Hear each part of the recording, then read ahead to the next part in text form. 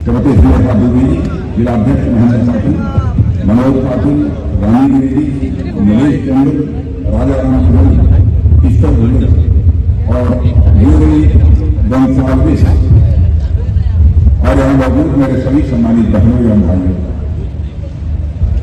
इस स्थान पर पहली बार किसी सार्वजनिक सभा को संबोधित करने के लिए आप सबके सामने खड़ा हुआ। देर हो गई है क्योंकि यहाँ से मुझे पूना में 2 सार्वजनिक सभाओं को संबोधित करना है। देर से आया हूं लेकिन पूरी तरह से मैं दुरुस्त हूं।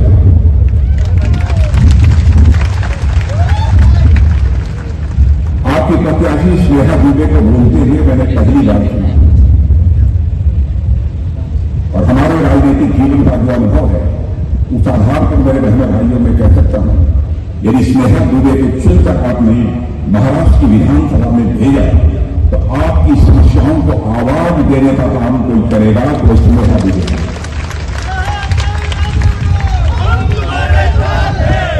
आज जो मैं आपसे कहने आया हूं तो यह कहने के लिए आया हूं कि अभी 5 महीने पहले सारे देश में लोकसभा के चुनाव हुए। लोकसभा के चुनाव में आपने देखा महाराष्ट्र, हरियाणा कुछ ऐसे राज्य थे कि यहां पर भारतीय जनता पार्टी को जो कामयाबी मिलनी चाहिए थी वह कामयाबी नहीं मिली। जितना हम लोग सोचते थे समर्थन दिया लोगों ने, लेकिन जितना हम सोचते थे वैसा परिणाम हमको नहीं मिला। लेकिन अभी आपने देखा हो हरियाणा का अभी हाल में ही विधानसभा का चुनाव हुआ। लोकसभा चुनाव होने के 3-4 महीने बाद जिस हरियाणा में लोकसभा चुनाव में हमको हमारी अपेक्षा के अनुरूप कामयाबी नहीं मिल पाई थी, उस हरियाणा में की जनता ने विधानसभा के चुनाव में भारतीय जनता पार्टी को क्लियर मेजॉरिटी देकर वहां पर लोगों को सरकार। मुझे लगता है कि इन राज्यों के लोग जहां पर भारतीय जनता पार्टी को लोकसभा के चुनाव में कामयाबी नहीं मिल पाई, यह महसूस कर रहे हैं कि कहीं न कहीं कोई चूक हो गई, क्योंकि लोग इस सच्चाई को जानते हैं कि भारत को महाराष्ट्र यदि हमको ले जाना है तो महाराष्ट्र को आगे ले जाने के लिए यहां डबल इंजन की सरकार चाहिए। सिंगल इंजन की सरकार से काम नहीं चलेगा। इस महाराष्ट्र में भी एक इंजन और सेंटर में भी एक इंजन, डबल इंजन की यहां सरकार चाहिए। इसलिए आप कहीं चले जाइए महाराष्ट्र। कल मैं झारखंड में था, कई सार्वजनिक सभाओं को मैंने संबोधित किया। क्या धुन, क्या भीड़, क्या लोगों के अंदर उमंग और उत्साह कि मेरे बहनों भाइयों, राजनीतिक विश्लेषक जो होते हैं, राजनीति के जो जानकार पंडित होते हैं, अब उन लोगों ने डंके की चोट पर यह कह दिया है कि झारखंड और महाराष्ट्र दोनों में इस बार क्लियर मेजॉरिटी से सरकार यदि किसी की बनने जा रही है तो भारतीय जनता पार्टी के नेतृत्व की एनडीए कर रही है। और मैं यह नहीं कहना चाहता, आप जानते हैं लंबे समय तक जब भारत आजाद हुआ तो लंबे समय तक किसी की हुकूमत रही है तो कांग्रेस की हुकूमत रही। बराबर इन लोगों ने कहा हम सरकार इसलिए बनाना चाहते हैं क्योंकि भारत से हम गरीबी को दूर करना चाहते हैं। मेरे बहनों भाइयों, मैं आंकड़े नहीं दूंगा, लेकिन सच्चाई है 52-54 वर्षों तक लगातार जिस कांग्रेस ने हुकूमत की, राज्य में भी और दिल्ली में गरीबी को दूर नहीं करना। लेकिन आज मैं दावे के साथ यह कहने की स्थिति में हूं, जब से 2014 से केंद्र में मोदी जी के नेतृत्व में एनडीए की सरकार मेरी बहनों भाइयों बनी है, आंकड़े यह बताते हैं कि मोदी जी ने 7-8 वर्षों के अंदर 25 करोड़ हिंदुस्तानियों को गरीबी रेखा से बाहर करने में कामयाबी हासिल की। 25 करोड़ लोगों को गरीबी रेखा से बाहर करने में कामयाबी हासिल की। और धन दौलत के दृष्टि से देखा जाए, जो हमारा भारत पहले दुनिया में गरीब भारत के रूप में जाना जाता था, आज धन दौलत के मामले में हमारा भारत दुनिया की टॉप 3 कंट्रीज में, टॉप 3 देशों में आकर हमारा भारत खड़ा है। और अभी टॉप 5, क्षमा कीजिएगा, टॉप 5 कंट्रीज में खड़ा हो गया है। और बड़े बड़े अर्थशास्त्री अभी दावा करने लगे हैं कि वह दिन दूर नहीं है कि 2027 आते आते धन दौलत के मामले में अर्थव्यवस्था के आकार के मामले में यह भारत दुनिया के टॉप 3 कंट्रीज में खड़ा हो जाएगा। यानी एक अमेरिका होगा, दूसरा चीन होगा, तो दुनिया में तीसरा देश होगा तो हमारा और आपका देश है, भारत होगा। मेरे रहने वाली है भारत होगा। हमारे प्रधानमंत्री ने कितना काम किया है, कितना काम किया। राज्यों को पैसा दिया, जिनके पास पक्के मकान नहीं हो तो पक्का मकान। मैं जानता हूं महाराष्ट्र की हमारी सरकार ने, जो शिंदे जी के नेतृत्व में, हमारे देवेंद्र फडणवीस के नेतृत्व में, अजीत पवार के नेतृत्व में चल रही, बहुत सारे लाखों की संख्या में यहां पर आवास बन रहे हैं। हमको बताया गया 26 लाख से भी बनाए आवास बन रहे हैं सारे हिंदुस्तान में। हम लोगों ने 1 करोड़ ऐसी महिलाएं जिनके की पास 10-5 हजार रुपया भी नहीं होता था, उनको हम लोगों ने लखपति बनाया है। और बहनों, माताओं, बहनों, आपको बता देकर जाना चाहता, ऐसे ही हमारी सरकार यहां बना दीजिए और दिल्ली में हमारी सरकार है तो हम सारे हिंदुस्तान में 3 करोड़ बहनों को लखपति बना देंगे। मेरे बहनों वालों, यह हमारी सरकार का सुविधा। महायुति की सरकार का यहां तक प्रश्न, महायुति की सरकार ने बहुत ही अच्छा काम किया, सब लोग इस सच्चाई को स्वीकार करते हैं। और यहां तक कि इस सरकार ने एक उत्तम काम जो यह किया है कि 2.5 लाख रुपए से कम जिन लोगों की आमदनी है, ऐसे 21 साल से लेकर 65 साल के बीच की या माताएं बहनें जो यहां पर बैठी हैं, जो महिलाएं बैठी हैं, उनको हर महीने 1500 रुपया दिया जाएगा। 1500 में 1 पैसा भी कोई मां का लाल काटने नहीं पाएगा। वह 1500 रुपया सीधे आपके बैंक में आकर जमा हो जाता है।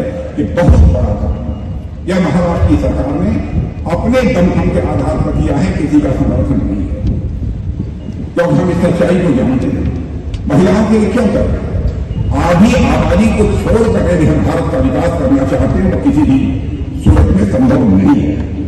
ऐसे काम यदि कोई सरकार कर सकती है तो केवल और केवल भारतीय जनता पार्टी के नेतृत्व की एनडीए सरकार कर सकती है। माताओं बहनों की चर्चा में हम इसलिए कर रहा हूं, बड़ी संख्या में माताएं बहनें यहां पर मौजूद हैं। आप पहले चुनाव होता था, इनके लिए रिजर्वेशन होता था जिला पंचायत में, नगर पंचायत में, नगर पालिका में, लेकिन विधानसभा लोकसभा में नहीं। अब हम लोगों ने फैसला किया है, और वो नारी बंधन अधिनियम पारित कर दिया है संसद ने। अब विधानसभाओं में भी स्नेहा दुबे ही चुनकर नहीं जाएंगी। स्नेहा दुबे जैसी इस महाराष्ट्र के विधान में 100 में 33 महिलाएं जीतकर जाएंगी। बहनों भाइयों, ऐसा कानून मैं जानता हूं बुनियादी ढांचों का भी बहुत तेजी के साथ यहां पर हमारी सरकार ने उसका विकास किया है।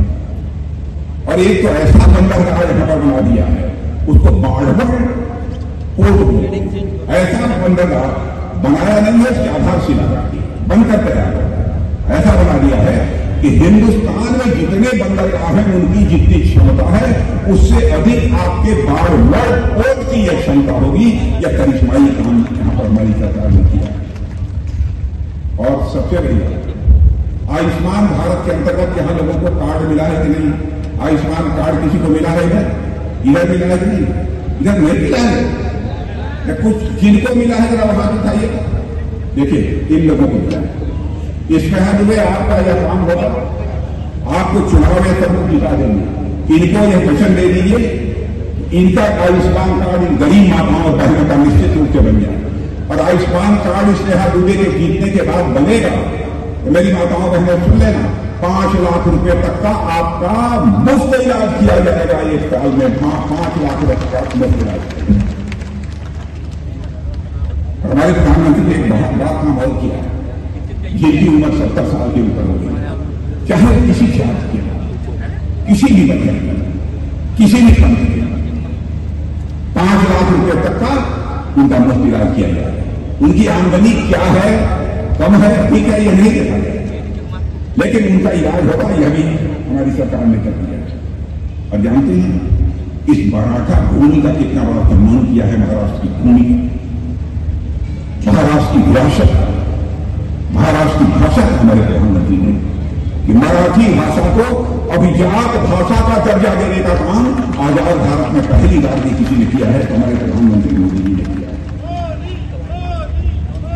और इतना ही नहीं, आजकल देखा होगा अपने कांग्रेस के नेता है राहुल गांधी, एक लाल किताब लेकर घूमते हैं, कहते हैं यह भारत का संविधान है। तो कहते हैं भारत का संविधान, इसको एनडीए की सरकार बर्बाद करती है और सबको विश्वास दिलाती है कि हम जातिगत जनगणना कराएंगे जातियों के आधार पर और उनको आरक्षण का लाभ हर जाति को। बहनों भाइयों, आपको जानकारी है कि नहीं है मैं नहीं जानता हूं, इस देश में एक बार जनगणना हुई थी जिसमें कि लाखों जातियां हैं, लाखों उपजातियां हैं, लाखों गोत्र हैं। जब जनगणना करने वाले लोगों ने देखा, इस सरकार ने देखा इस चीज को, तो सरकार ने कहा अब इसको जारी मत करो। मैं एक बात कहना चाहता हूं, ध्यान से सुनिए, कांग्रेस के लोगों से पूछिए, राहुल गांधी से पूछिए, आप हमको इतना बताओ, यदि आप अनुसूचित वर्ग, जनजाति, अनुसूचित जनजाति, पिछड़े वर्ग की आप यदि जनगणना कराओगे तो किस किस जाति को कितना कितना आरक्षण दोगे, इसका तुम खुलासा कर दोगे तो तुम्हारे पक्ष में हम वोट करने के लिए तैयार। बहनों भाइयों, नहीं कर सकते, ये आपको धोखा दे रहे हैं, आपको ये छलने की कोशिश कर रहे हैं। ये तो क्या करेंगे? बाबा साहब भीमराव अम्बेडकर जिन्होंने संविधान की रचना की थी, उस बाबा साहब अम्बेडकर के खिलाफ भी इसी दिन में जब वो चुनाव लड़ रहे हैं, कांग्रेस के लोगों ने कैंडिडेट खड़ा किया और उनको हरा दिया। आधुनिक भारत के निर्माता थे बाबा साहब भीमराव अम्बेडकर, उनकी इज्जत नहीं की जो संविधान की रचना जिन्होंने की थी, संविधान को एक स्वरूप दिया था, सजाया था, संभाला। आज सभी जातियों को आरक्षण देने की बात करते हैं, धोखा दिया जा रहा है, आपसे झूठ बोला जा रहा है। बाबा साहब भीमराव अम्बेडकर गरीब मां की कोख से पैदा हुए थे। चाहिए था कांग्रेस को 52 वर्षों तक आपने हुकूमत की हो, बाबा साहब भीमराव अम्बेडकर को आप भारत रत्न की उपाधि दे देते, भारत रत्न के सम्मान से नवाजते, लेकिन कांग्रेस ने नहीं किया। पहली बार ये किसी ने किया है तो हमारे प्रधानमंत्री मोदी जी ने बाबा साहब भीमराव अम्बेडकर को भारत रत्न की उपाधि से नवाजा। बाबा साहब जहां भी रहे हैं, देश में रहे हैं, विदेश में रहे हैं, सारे तीर्थ स्थानों का निर्माण करा, सारे स्थानों का निर्माण कराकर हमने पंच तीर्थ के रूप में विकसित किया, 5 तीर्थ के रूप में विकसित किया। और बाबा साहब भीमराव अम्बेडकर कहे किसी सरकार ने समर्थन किया, वो किस सरकार ने काम किया है, तो हमारी सरकार ने काम किया है। भारतीय जनता पार्टी के बारे में, एनडीए के बारे में मैं बता दूंगा आपको, हम जो कहते हैं वो करते हैं। यहां जो लोग बैठे, मैं प्रेस के दोस्तों से भी कहना चाहता हूं, आप 1951 का हमारा घोषणा पत्र उठाकर देख लीजिएगा, 2014 का देख लीजिएगा, 2019 का देख लीजिएगा। जो हमने कहा उसको हमने किया। हमारे कथनी और करनी, हमारे कहने और करने में कभी भी अंतर नहीं। कांग्रेस ने जो कहा है उसको नहीं किया। और मैं कहता हूं, एक बात भी निकल जाएगी तो मैं जनता के सामने, देशवासियों के सामने शीश झुकाकर क्षमा मांगने के लिए मेरे बहनों भाइयों में तैयार। इसलिए आज मैं कह रहा हूं, हम जो कहेंगे वो करेंगे, निश्चित रूप से करेंगे। हम लोगों ने 51 में कहा जम्मू कश्मीर की धारा 370 समाप्त करेंगे, डंके की चोट पर किसी की परवाह नहीं की, धारा 370 को समाप्त करेंगे। कैसे ये हो सकता है? एक देश में 2 प्रधान, 2 विधान, 2 निशान, कैसे चले? कोई हिम्मत नहीं कर सकता। हिम्मत यदि किसी ने किया है तो हमारी सरकार ने किया है। इसलिए मैं आप सबसे अपील करने लगा कि आप सभी का समर्थन महायुति चलते महायुति का पूरा समर्थन आपको यह मिलना चाहिए। महाआघाड़ी का यहां तक प्रश्न इतने बताऊंगा, महाआघाड़ी का देख लिया है, आपस में ही गुत्थम गुत्था है, आपस में ही लड़ रहे हैं। सरकार क्या चलाएंगे या प्रदेश को क्या चलाएंगे जो खुद ही लड़ रहे हैं। इसलिए मैं आपसे कहने आ रहा हूं, ये चाहते हैं कि मुंबई मिल जाए, महाराष्ट्र मिल जाए, यह उनके लिए एटीएम मशीन के समान होगा। मेरे बहनों भाइयों, इस मुंबई महाराष्ट्र को महादारी के लिए एटीएम मत बनने देना, यह मैं आपसे अपील करना चाहता हूं। मत बनने देना। महाराष्ट्र का विकास यदि कोई कर सकता है, केवल भारतीय जनता पार्टी और एनडीए ही कर सकती है, महायुति ही कर सकती है, महायुति के अलावा कोई नहीं कर सकता। देखा नहीं हम लोग एनडीए कैसे करना चाहते, देश में प्रतिष्ठा बढ़ी है, भारत की प्रतिष्ठा सारी दुनिया में देश की बढ़ी है, सारी दुनिया में हम लोगों की प्रतिष्ठा बढ़ी है। पहले भारत दुनिया के मंचों पर कुछ बोलता था तो भारत की बात लोग गंभीरतापूर्वक नहीं सुनते थे, कहते थे भारत गरीब देश है, कमजोर देश है, हमारी बात नहीं सुनते थे। आज भारत दुनिया के मंचों पर, अंतर्राष्ट्रीय मंचों पर बोलता है, सारी दुनिया कान खोलकर सुनती है कि भारत बोल क्या रहा है। यह भारत की हैसियत सारी दुनिया में बनी है। धन दौलत के मामले में तो मैंने बताया क्या स्थिति भारत की हो गई है, और आपको जानकर आश्चर्य होगा, यहां हिंदू मुसलमान की बात करती हैं। बहन भाइयों, हम जाति पंथ और मजहब के आधार पर राजनीति नहीं करना चाहते, हम इंसाफ और इंसानियत के आधार पर राजनीति करना चाहते, यह लोग समाज को बांटकर राजनीति करना चाहते। और उन लोगों को बताना चाहता हूं, सरकारें तो आती जाती रहेगी, लेकिन देश सदैव बना रहेगा। देश की चिंता करो, केवल सरकार की चिंता करो। लेकिन नहीं चाहे जैसे भी हमारी सरकार ने नहीं चाही।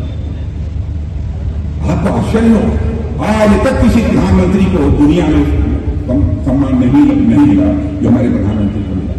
मुस्लिम देशों ने, दुनिया के बड़े बड़े मुस्लिम देशों ने किसी देश के प्रधानमंत्री को सर्वोच्च सम्मान देकर नवाजने का काम किया है। भारत के प्रधानमंत्री मोदी जी को सर्वोच्च सम्मान अपना देकर नवाजने का काम किया। इसलिए मेरे बहन भाइयों, मैं आज सत्य कहने आया हूं कि आप सबका पूरा समर्थन प्राप्त होना चाहिए।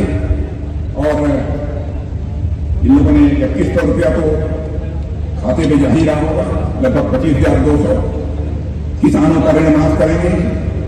सम्मान राशि को 12,000 से बढ़ाकर 15,000 करेंगे, 12,000 से बढ़ाकर 15,000।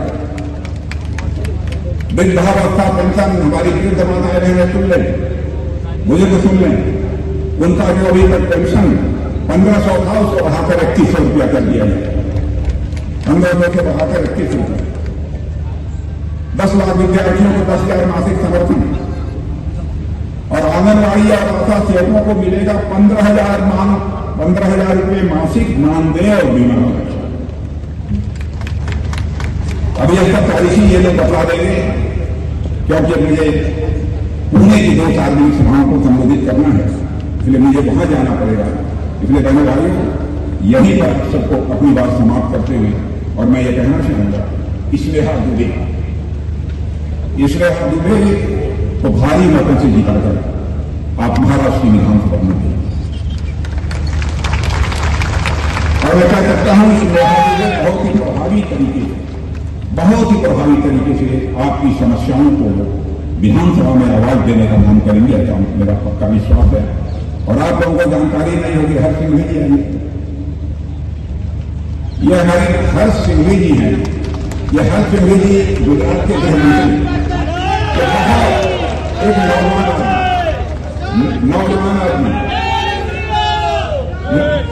एक नौजवान आदमी, और मैं बता दूं आपको, इतना बढ़िया गुजरात में काम किया है, हर सिंघवी को भी नहीं मालूम होगा। उनके काम की चर्चा कर रहे हिंदुस्तान में। और आज मैं आपसे कहने आ रहा हूं, हर सिंघवी जो आज स्नेहा दुबे के मंच पर यहां मौजूद है, वह देश का भविष्य है। मेरे बहनों भाइयों, देश का भविष्य है। आप सबका सौभाग्य है कि आप सबके बीच यहां पर